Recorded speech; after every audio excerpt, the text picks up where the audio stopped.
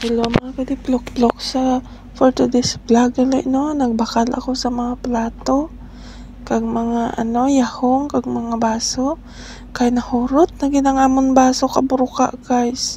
Diyos ko, ang mga bata kay napanglampos sa karahulog sa salog.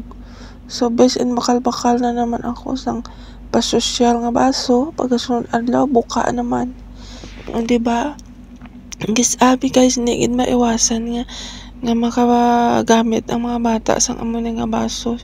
Syempre natural lang gid ina nga mabuka nila. So pero may ara man sila mga baso nga plastic guys, pero kung amo gini ginaimna nila. So bakal naman ako sang bag-o. So amo ni para sa oatmeal iniya guys ya, hindi niya para pang social charing. So amo ni gin bakal ko guys, o anom ka bilog tag G's ang isa. So tag 60 pwede kaya ni ipadala sa Pilipinas guys, kay pang social gid siya as in. Salamat sa inyo nga pagtan-aw sa akong mga video.